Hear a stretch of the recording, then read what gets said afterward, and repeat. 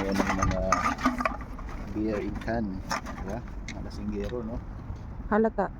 Para may pakinabang naman yung pag-recycle natin. So mag-recycle tayo ng mga cans.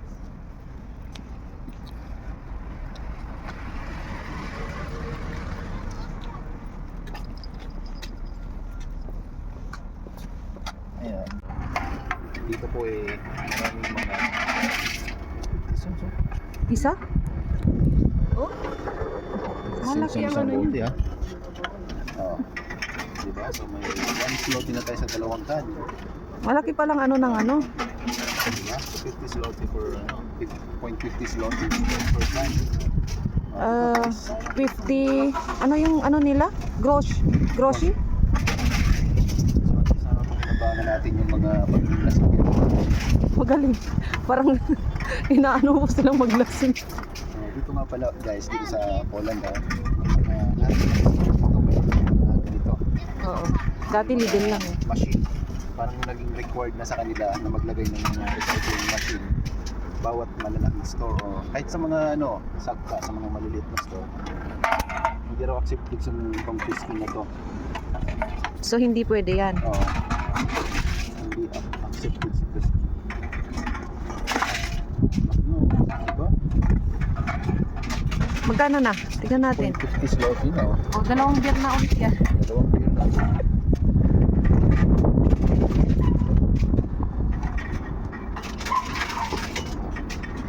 So, dito guys talagang napakaganda ng pamamalakad nila kasi biruin mo lahat ng supermarket nilagyan nila ng mga ganitong recycling machine para mapakinabangan pa ng mga ikan. Actually hindi lang po Magkano kayo yung mga bottle ng mga Coke? dito lang. Pwede rin yung mga bottle dito, mga plastic bottle ng mga plastic bottle na Coke, juice. Akala ko pa bawal yun. Baka lang, lang kanina.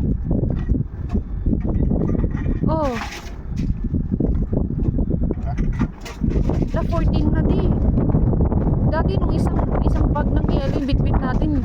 Sari-sari, 6 point something lang. Sa mga plastic bottle. Oo. Mas mura. Yung price nito.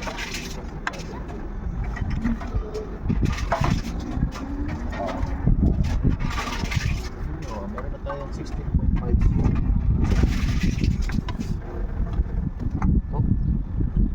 Ay, talaga tanggap itong isa. I-open mo na kasi.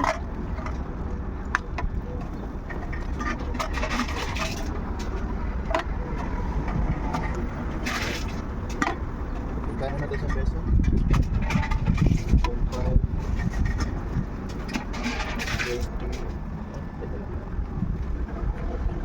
Iuna mo nga yung puwet. Ayaw talaga yan.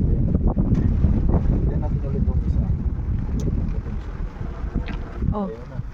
So magkano lahat? Wala na? Ito, tinatanggap naman talaga lang ito eh. Wait na. Ulit.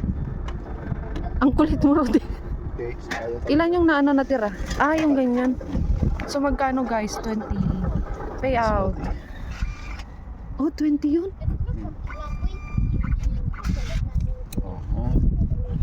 So, ito ngayon guys, pwede natin ito gamitin. Pambili. Pambili ng mga items, ganyan. Tingin ako.